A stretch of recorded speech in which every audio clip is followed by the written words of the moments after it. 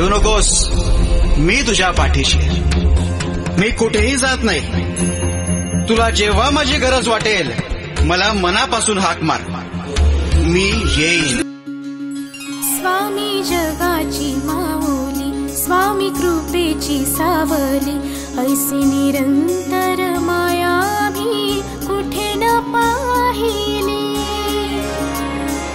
आनंदाचे दान दे, संकटात धाव घे, सारी सुमने श्वासांची स्वामी चरणी वाहिली.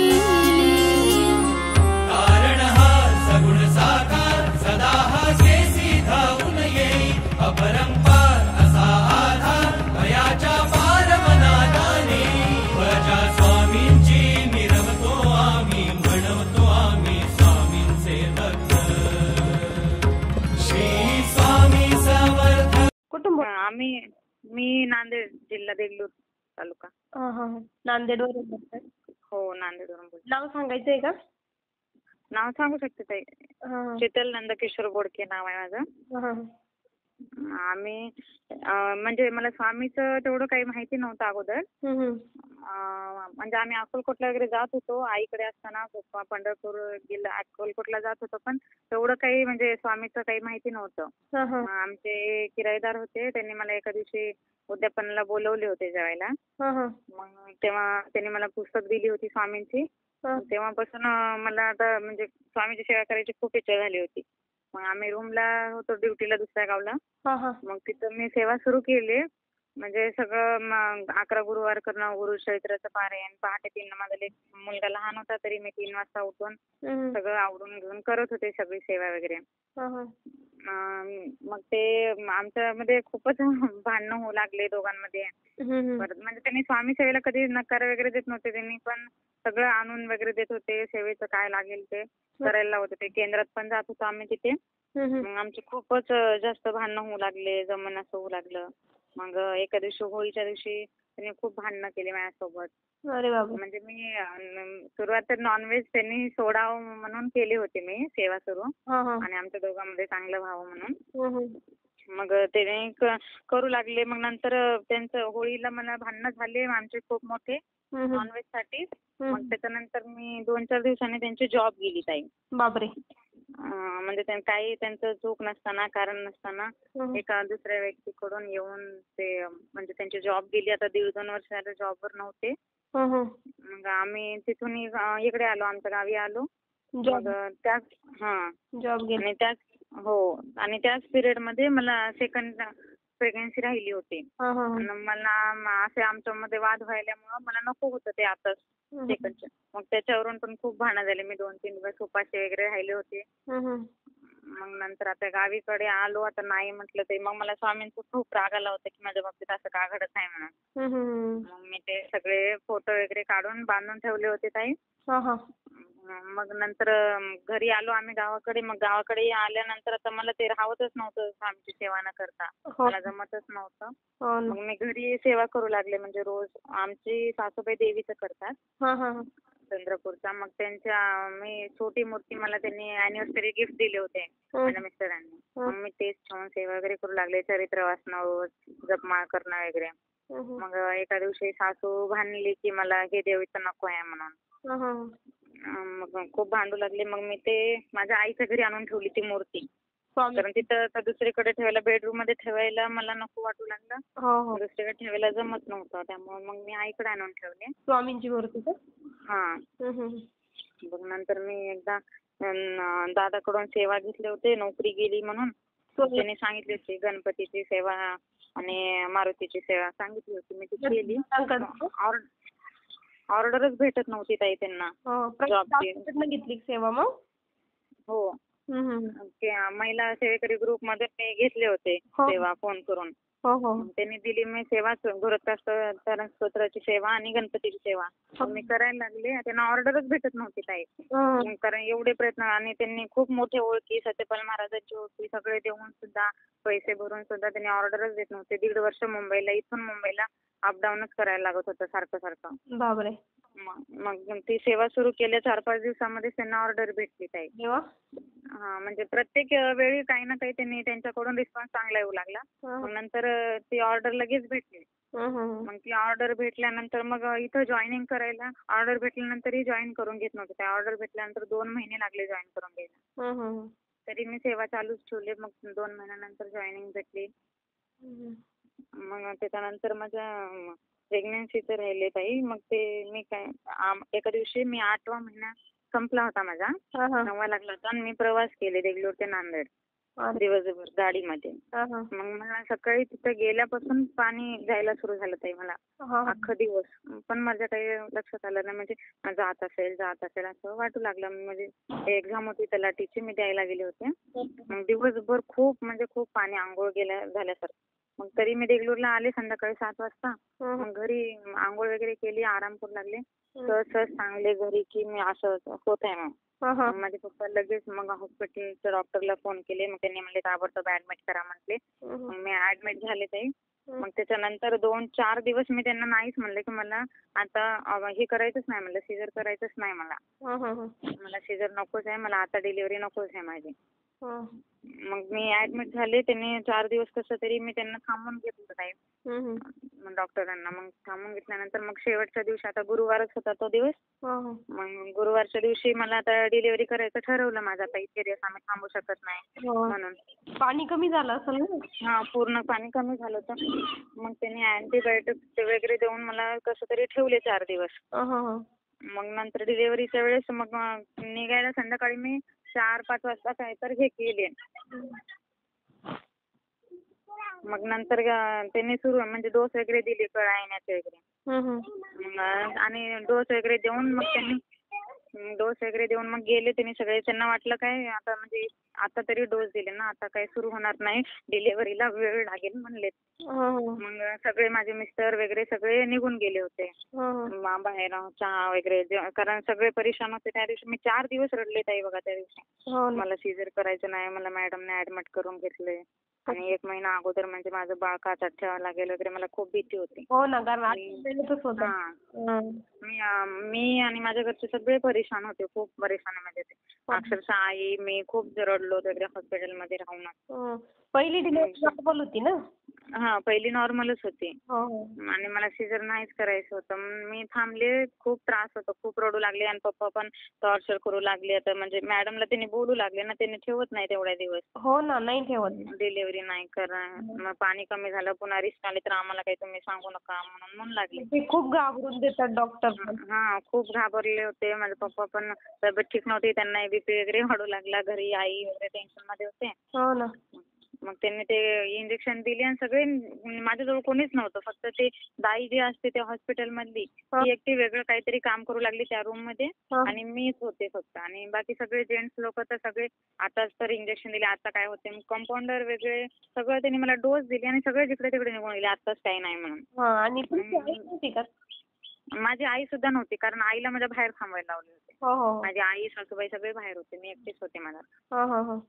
मग मी स्वतःहूनच आता थोडंसं प्रयत्न करू लागले कळा देण्याचा. आणि मला थोडं त्रास होऊ लागला. मी 1-2 कळा झाल्या. मग 3ऱ्या कळाला म्हणलं आता स्वामी म्हणलं माझी जर डिलिव्हरी जर आता ह्या 2 कळा येण्याच्या मध्ये झाली नाही, किंवा मला जर काही त्रास झाला, काही रिस्क वाटली मला, तुम्ही ह्याच्यानंतर तुमचं काही नावच घेणार नाही स्वामी म्हणलं. कारण तुम्ही एकतर मला हे बाळ नको होतं, तुम्ही त्या कंडिशन मध्ये अशा दिला म्हणलं, जिथं फायनान्शियल पण नाही आणि आमच्या दोघांचं रिलेशन पण चांगलं नाही म्हणलं.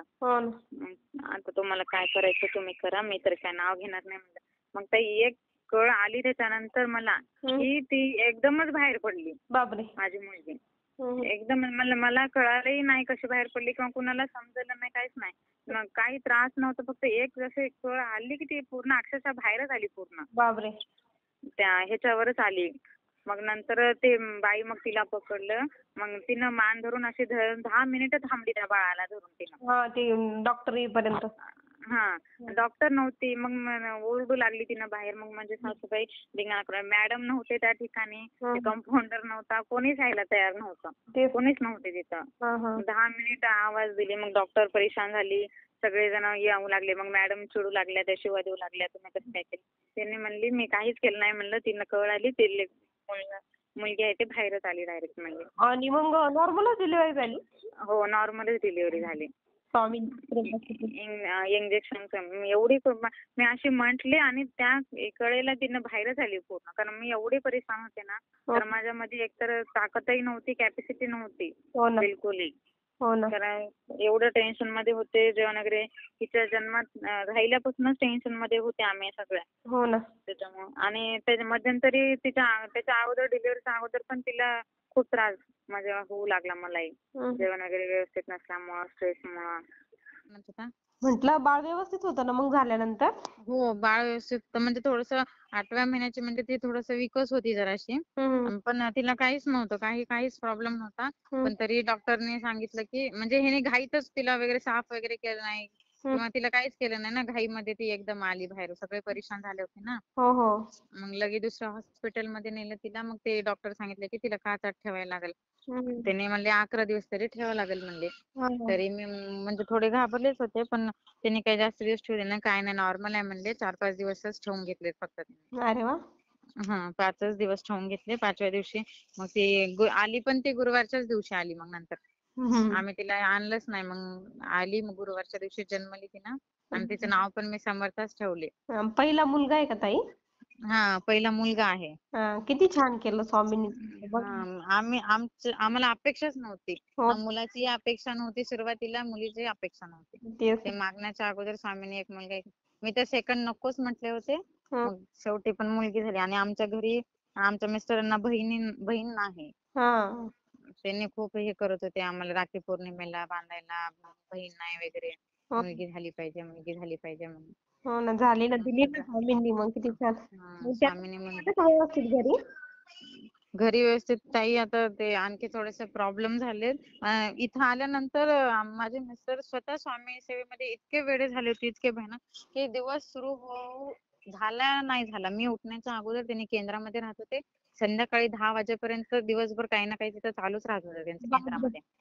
आणि अचानक इथं आम्ही जेव्हा गावाकडे आलो ना, मग तेव्हा त्यांनीच म्हणजे मी कमी झालं माझं सेवा करणं आणि त्यांनी स्वामी त्यांच्याकडून करून घेऊ लागले ताई. आणि मी संकल्प करू लागले कुठल्याही सेवेचं की माझ्याकडून ते पूर्णच होत नव्हतं ताई.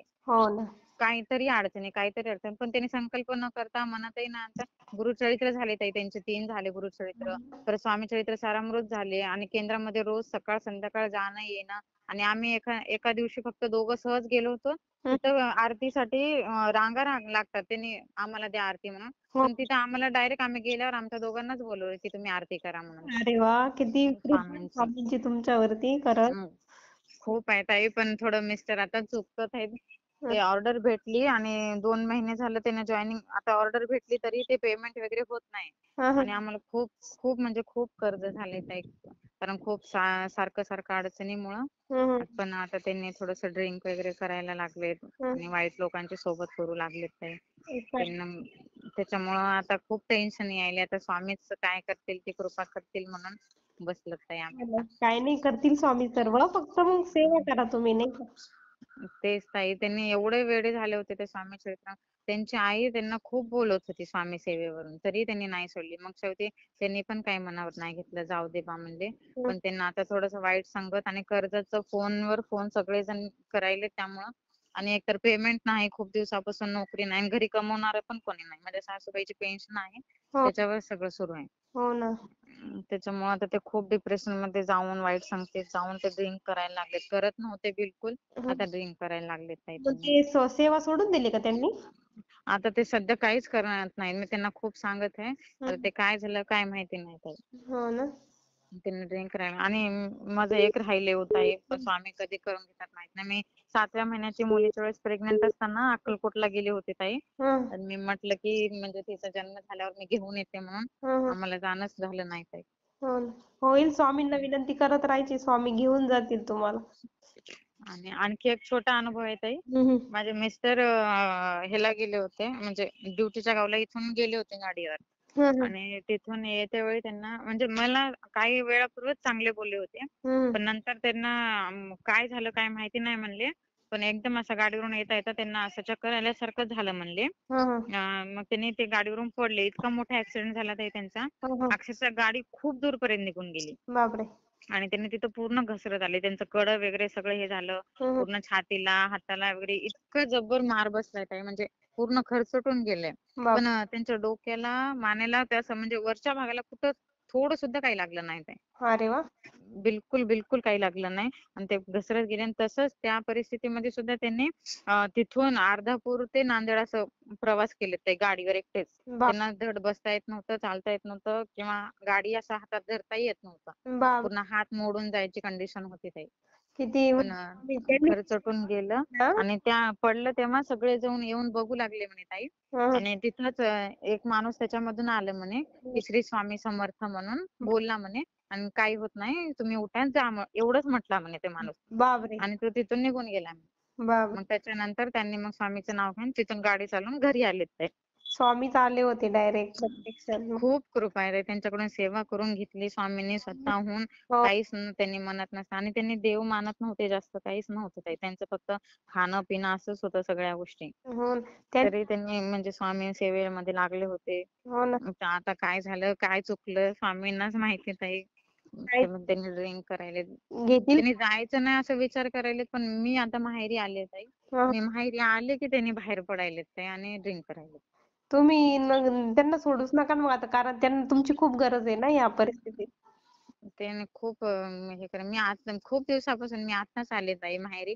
अशा आले, एक दिवस नीट राहिले, दुसऱ्या दिवशी परत ड्रिंक करायला गेले त्यांनी. तेच म्हणते, म्हणजे डिप्रेशन मध्ये खूप गेलेत ना ते. 1 तारखेला फोन वगैरे यायलेत सगळ्यांचे. त्याच्यामुळे खूप परेशानीमध्ये आहेत. मला काय करू काही समजत नाही ताई. खूप रडले ते. अक्षरशः माझ्या मुलाला शाळेत टाकायचं होतं आता 2-3 महिने झाले. पैसे नसल्यामुळे, जॉबच्या गावी जाता येत नसल्यामुळे त्याला शाळेत पण टाकता येत नाही. हो ना. होईल, सर्व करतील स्वामी व्यवस्थित.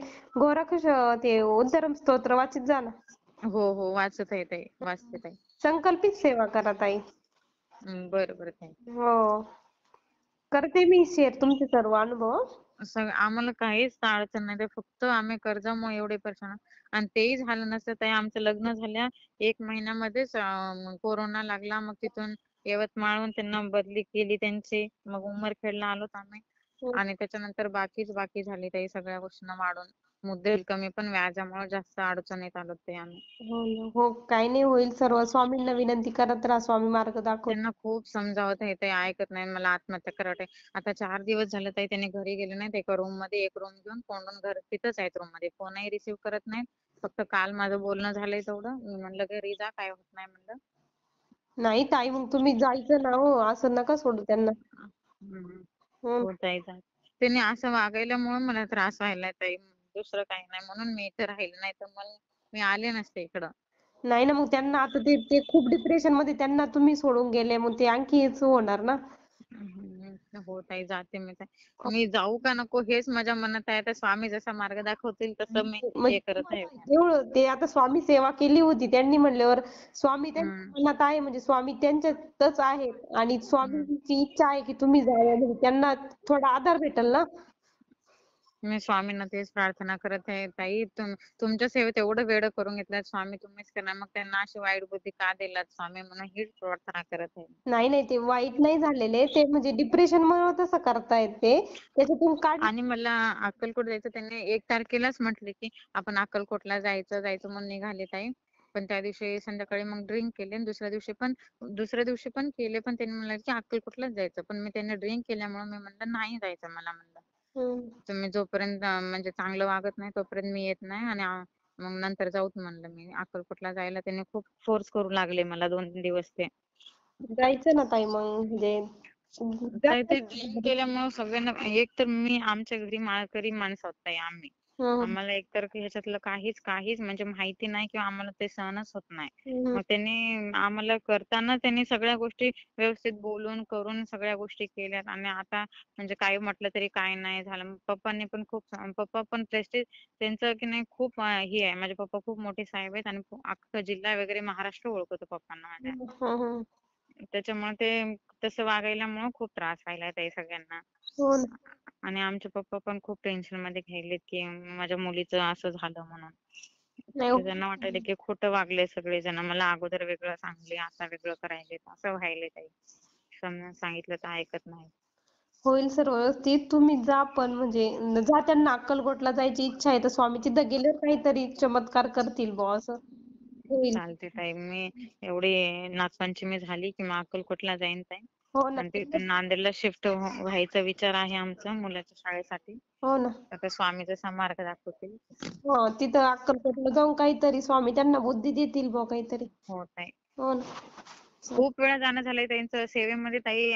अचानक कधीतरी रात्रीतून निघाले, कधी पहाटेच निघाले आणि ते कधी कधी तर त्यांच्या खिशात 1 रुपया नसताना त्यांनी ते केंद्राला गेले, म्हणजे स्वामी अक्कलकोटला गेले. तेच ना, स्वामी त्यांची म्हणजे एवढी सेवा करून घेतली म्हणजे काहीतरी असणार त्यांचं नाही का. मी ते आमचं भाग्य आहे ताई. स्वामी तेवढं तरी आम्हाला म्हणजे सेवा करून घ्या, तेवढीच इच्छा आहे की स्वामी आमच्याकडून सेवा खंडित न करू देता करून घ्या. तेच ना, तेच ना. होईल. चालते ताई. हो ताई तुम्ही पण प्रार्थना करा, स्वामींना हो हो कृपा करा ताई. हो हो ठीक आहे ताई. धन्यवाद. हो, श्री स्वामी समर्थ. श्री स्वामी समर्थ. स्वामी भक्तांनो, तुम्हाला आजचा अनुभव कसा वाटला नक्की कमेंटमध्ये कळवा. पुन्हा भेटूया अशा सुंदर अनुभवासोबत. तोपर्यंत सर्वांना श्री स्वामी समर्थ. जय जय स्वामी समर्थ. श्री गुरुदेव दत्त.